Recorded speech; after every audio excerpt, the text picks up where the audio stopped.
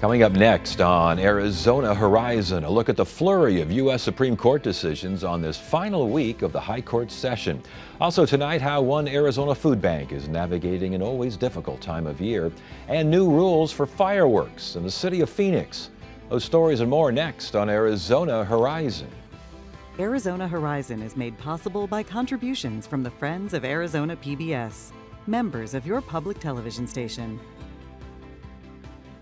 Good evening and welcome to Arizona Horizon. I'm Ted Simons. The U.S. Supreme Court's most recent session concluded yesterday with a landmark ruling regarding birthright citizenship. Other decisions in the final days and weeks of the session involved transgender female athletes and coordinated spending between political parties and candidates. For a look at some of these decisions, we welcome former Assistant U.S. Attorney Roy Herrera of Herrera Arellano LLP. Good to see you again. Good to see you. Thanks for being here. Before we get started on all that, birthright citizenship, big deal yesterday. We talked a lot about it on this show. Quick thoughts from you. I think that the overall outcome wasn't particularly surprising. I think after people observed the argument, I think most people predicted that the administration was going to lose and that ultimately their executive order would be overturned. And that is what happened. But I think the most surprising thing is that although it was a 6-3 decision overturning the executive order, only 5 of the 6 justices actually found that the executive order violated the Constitution. That is to say, the birthright citizenship clause in the 14th Amendment of the Constitution. So really, on the constitutional grounds, the opponents of the executive order won very narrowly, and I think that was pretty surprising. Is it the last we've heard of this? Because I sounded like Kavanaugh's opinion in the majority almost suggested, well, I gave you a ground rules for where anyone could challenge again. That's right. I mean, he seemed to suggest that all you would really need to do is change federal law through Congress, and so I suppose there is going to be a movement for those that want to eliminate or limit birthright citizenship to try to do that through Congress. Okay, let's get to some other things that were decided. Spending limits. I thought this was, parties and candidates and PACs and candidates. Everyone's got, PACs and candidates. You got to have a little bit of a wall of separation. Is that separation still there? What did the Supreme Court rule regarding money and politics and candidates?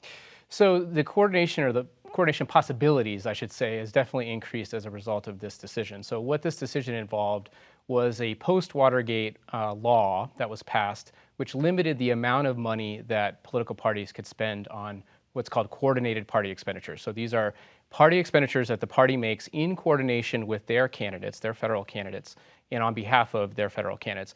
Traditionally, as a result of this post-Watergate rule, there were limits. You could only spend a certain amount. Well, what the Supreme Court said is that that limitation is actually against the First Amendment. There shouldn't be any limitations on the amount of spending that you can do through coordinated party expenditures. So what that's going to mean, I think, is that now that's another avenue for political parties to spend more money on their candidates in coordination with them. And because political parties can accept much larger contributions, it's another avenue for, I think, big dollar donors to be able to give. Indeed, and I read where the Republican Party seemed to benefit, initially at least, more than Democrats because of TV ad time and the reduction in TV ad. What is that all about?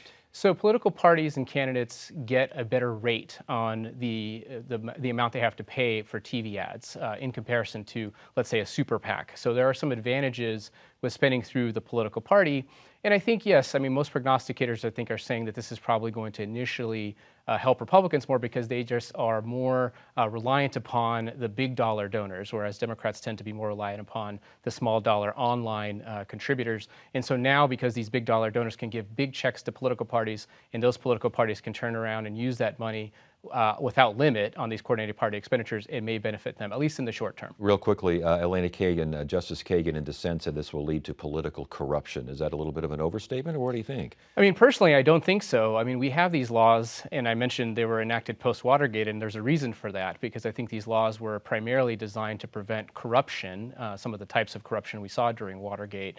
But we've seen all of those laws, over the course of time be eroded, probably most famously in the Citizens United case, but there's been others where a lot of those laws just have been found to be invalid on the basis of the First Amendment. Transgender female athletes, a couple of state laws banning these athletes. These laws were upheld, rejected under Title IX. Where did Title IX fit into all this? So these are 2 laws. One was from Idaho, one was from West Virginia. And again, as you stated, it banned transgender athletes from participating in girls' and women's sports. Title IX is a federal civil rights law that bans sex discrimination at schools that receive federal funding. And so the lower courts had found that these two laws violated Title IX. They also found that they violated the Equal Protection Clause of the U.S. Constitution, but it got ultimately to the Supreme Court, and ultimately a majority of the Supreme Court found that they did not violate Title IX, nor did it violate the Constitution. So as a result, we're going to see presumably these laws go into effect. And there's actually an Arizona connection here because we have a similar law that has been on the books here in Arizona since 2022, but that was on pause as well because there was a lower federal court judge had indicated that it violated Title IX. Presumably, again, that will go into effect. The dissent on this one was that the majority was too quick to action here. There doesn't seem to be enough evidence, at least for the minority in opinion here, that these transgender athletes were indeed helped.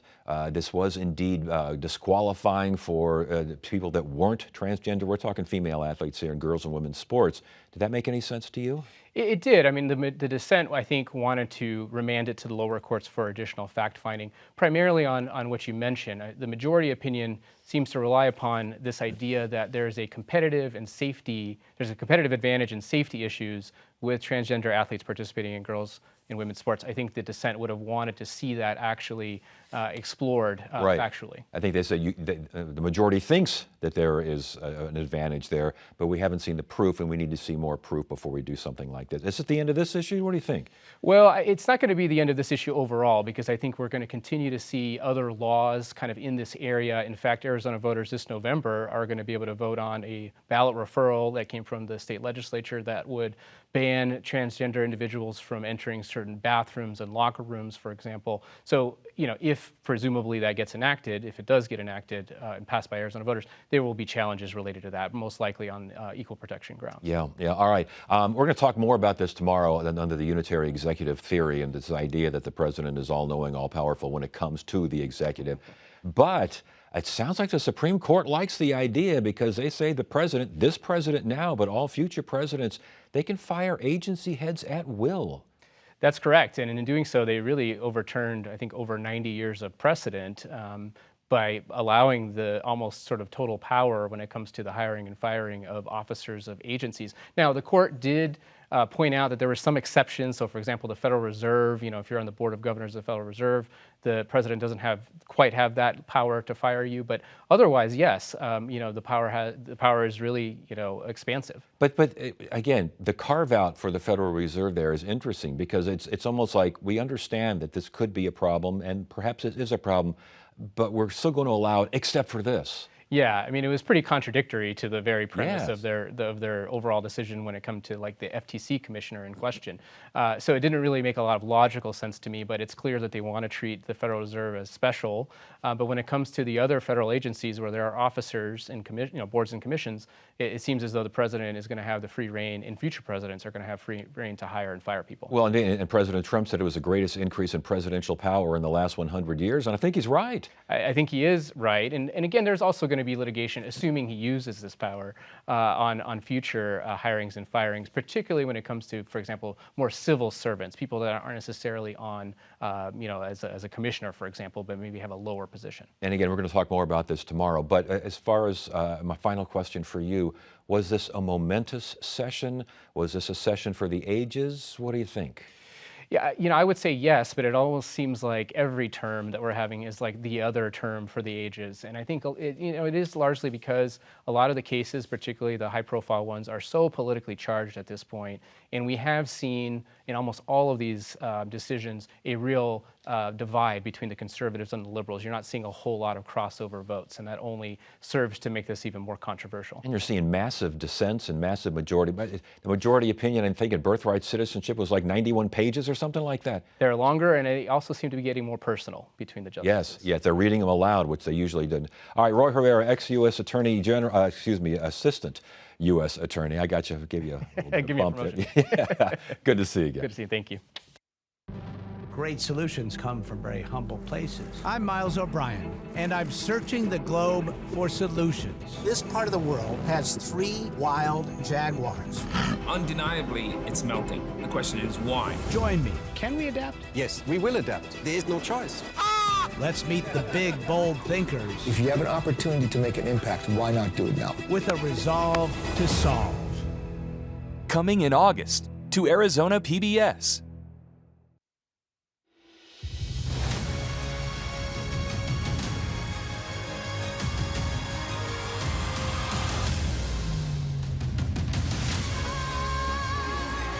When this showed up, I was so excited. Oh, it's like opening a present. Please turn the page.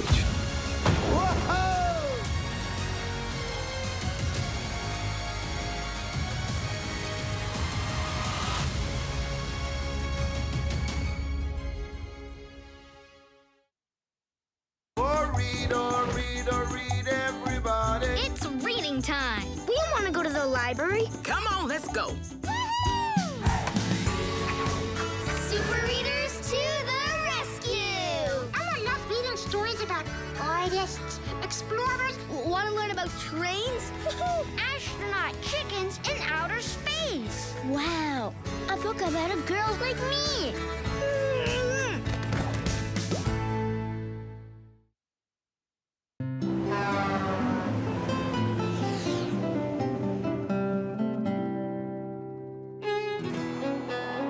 Along US 93 between Kingman and Lake Mead is a marker to a ghost town known as the 6-Year Wonder. 8 miles away is the original site of the town of White Hills, where 15 mines produced more than $12 million in gold and silver. When word of the strike finally got out, White Hills went from nothing to a town of 1,500 in 2 years. At its height, White Hills boasted a post office, electric and telephone service, general stores, a schoolhouse, and plenty of saloons. By 1914, the boom had gone bust, and by the 1930s, the ruins remained, yet the people were gone. Today, there's little left to remind us of the rapid rise and fall of White Hills. Summer can be a difficult time for food banks for a variety of reasons, not the least of which is that schools are out, which means that kids can no longer receive free breakfast or lunch. United Food Bank is working to address the seasonal increase in demand for services, and to learn more, we welcome United Food Bank's Shayna Beasley. Good to have you here. Thanks for joining us. Thanks for having me. You betcha. How's United holding up? What are you hearing from other food banks? How's it going this summer? Yeah, it's a challenging time. Summers are always challenging because, the kids are out from school, but here in Arizona, we also have higher electric bills. This year, we have higher gas prices. A lot of folks have lost SNAP benefits, so it is a really challenging time. We're seeing double-digit increases, compared to the same time last year. I was going to, SNAP benefits is a good point. We've talked about that a lot on this program. You seeing that? Yeah, a lot of folks have never been to a food bank before because they've lost their benefits, or it's just a challenging economy out there for them. So a lot of people, they've never been, and they're coming for the first time, and they're telling us that. Yeah, your stocks of food, are they kind of on the low end this time of year? Yeah, so people think of food banks during the holidays. We get lots of food drives, donations, but this time of year, people aren't really thinking about food banks. A lot of people aren't here, right? They travel during the summer months, and so we created our Summer of a Million Meals campaign 9 years ago. This is our 9th year, really to address this and get people to think about food banks in the summer. The Summer of a Million Meals. Explain what this is. It includes a telethon and that kind of thing? Yeah, we do telethons, 3 telethons throughout the summer. So we do that with 12 News. So our final telethon will be July 30th. But this campaign is really to raise awareness about the need for food banks and the need for, support throughout the summer months. And so the campaign kicked off May 14th. It runs through Labor Day. If you shop at Fry's, you can donate at the register all summer long. So it really is a big community-wide effort to bring awareness to this issue. As far as the people that you're seeing, demographics changing at all? Because again, we've done some shows where a lot of folks, increasingly older folks, are finding it difficult to find food. Yeah, people are always surprised who's in the food bank line. You really would see everybody. It's parents, with small children, it's working folks, it's seniors, it's veterans. It's really a mix of people. And yeah, a lot of people who didn't imagine themselves in that line. Yeah, I would imagine. You mentioned for your operations, increased costs obviously affecting, but in terms of people that are showing up at food banks, your food bank, other food banks, persistent inflation has to be a factor. Absolutely, yeah. And so we serve over 140,000 people, every single month. And we do that by working with smaller nonprofits. So we're a regional food bank. A lot of the work that we do is delivering food to all of those other food pantries. So we have over 130 of them that we deliver food to. That's there in the valley, but also going out to rural communities. So going all the way out towards the New Mexico border, we're supporting all of those food pantries. I was going to ask you about that because, again, we talked to different food banks and we hear from different people, but United Food Bank, this is a big umbrella. This is a big organization, is it not? Correct, yeah. So we're part of the Feeding America Network. There's 4 of them here in Arizona. So we are the one that serves the East Valley, from Tempe, Gilbert, Chandler, all those communities. And then we go up towards southern Navajo and Apache counties, so communities like Payson and Show Low. And our trucks drive from Mesa to get the food out to those communities. And so, it's $20,000 a month just for fuel costs. Yes, yes. All right, so obviously donations are accepted and welcome, and this is kind of what this summer is for, right? Yeah, this exactly. campaign, I should say. Yeah, so this year our goal is actually $1 million. We call it Summer of a Million Meals because when we started it 9 years ago, that was the goal, to raise enough funds for 1 million meals. But we realized the need is bigger in the community, and the community's really stepped up, and so we have a bigger goal than ever this year. I was going to ask you that. I mean, the message is getting out there, obviously, over the years, and food banks have always been top center as far as helping people in need. Is the message getting out more, or what are you seeing? The valley grows, the people that need food grows, the services grow, food banks grow. Is it all making sense, or are the people that need growing faster than what you guys can handle? That's a really tough question. Yeah, I mean, we're always trying to meet the need, and we will do the best that we can to meet that need. But we're in a small space trying to do the best with what we can. The community really has stepped up, and I think to what you were saying a moment ago, people are thinking about food banks a little bit more in general. It's been in the news more lately. It's been more top of mind, and so we have found that the community is incredibly generous. People who can give, do give. And whether they can volunteer, they can also host food drives. So we've seen a lot of folks really step up and help out. As far as the other food banks that you're working with, everyone, there are no silos here, right? Everyone gets along pretty well, I would imagine. They're all on the same team. They're all rowing in the same direction. Correct. Yeah, it's interesting. People are always surprised by how layered, I guess, the food bank system really is. So we've got the Arizona Food Bank Network here in Arizona. Like I said, we're part of Feeding America, which is a national organization. So we all work together. We're all partners going towards the same cause. Okay, for the summer campaign, where can people find out more? Yeah, azmillionmeals.org, and then you can always visit our main website, unitedfoodbank.org, to learn more about our work. Very good. Janet Beasley, United Food Bank, good luck this summer, and thanks again for showing up here. We appreciate you sharing your story. Thank you so much.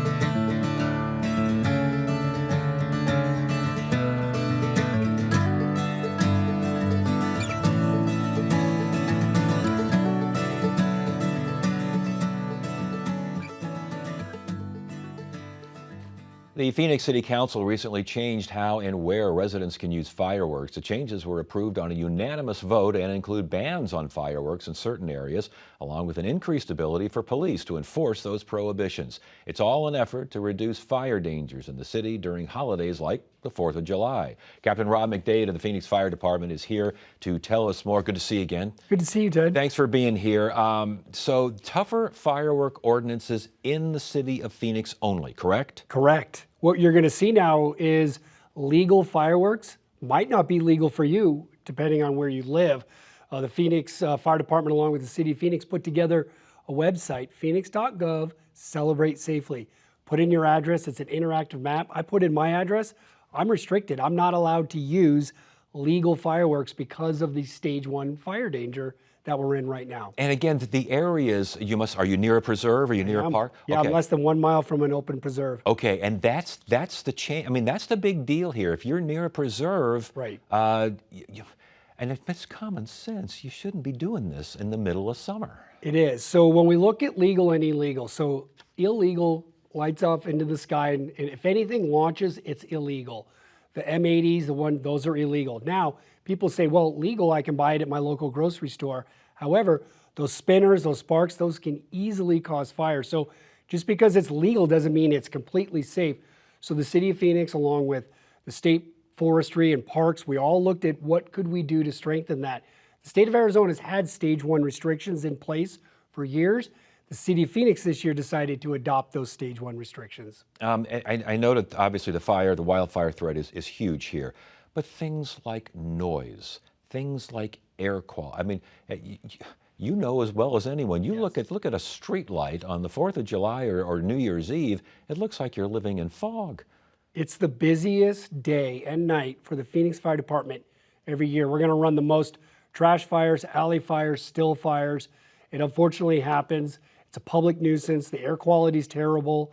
It's bad for you. So again, that's the City of Phoenix trying to partner together with police, parks, fire, great support from the City Council to say, hey, let's start doing something. We don't want to be the no fun police, but there are plenty of professional shows that are available around the valley. Yeah, I mean, fireworks are fantastic. It's a joy to watch fireworks. It's not a joy when someone down the street is setting off M80s and your pets are traumatized to an nth degree. So, the enforcement aspect of this?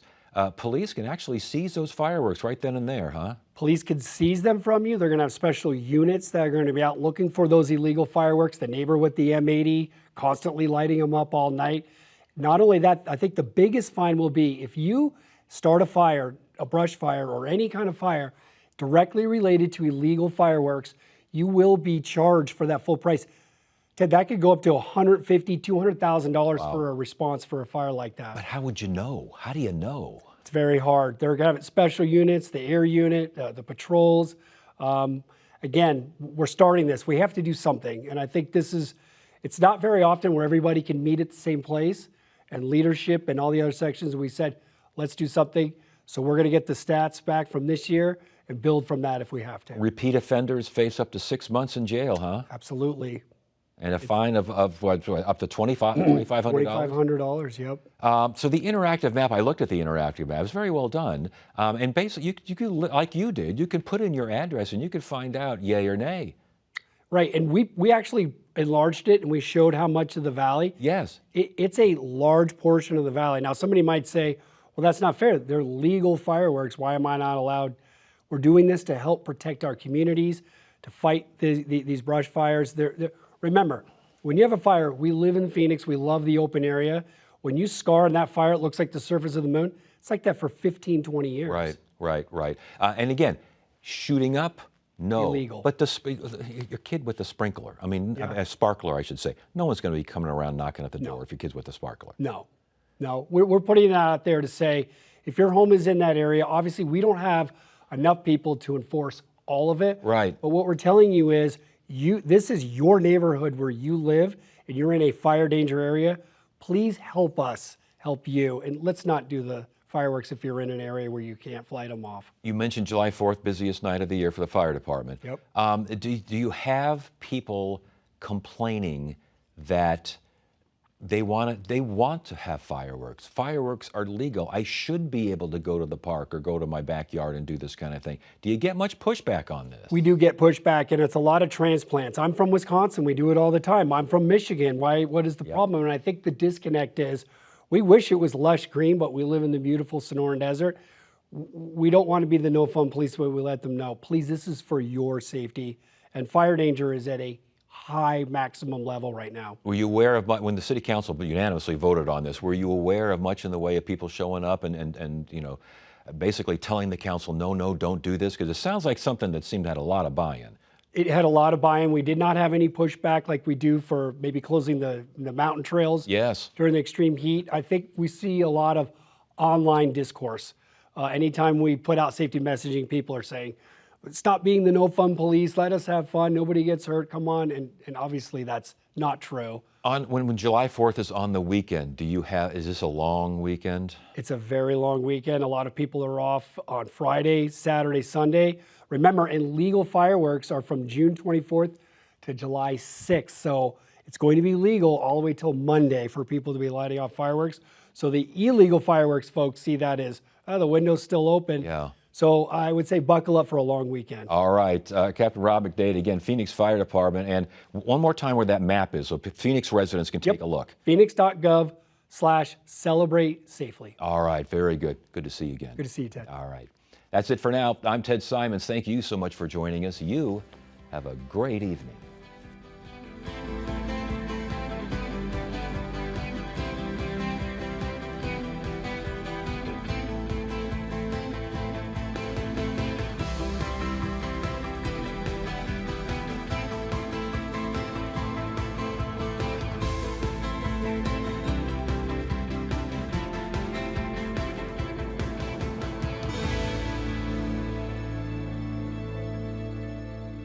Because kids will always be more curious, Arizona PBS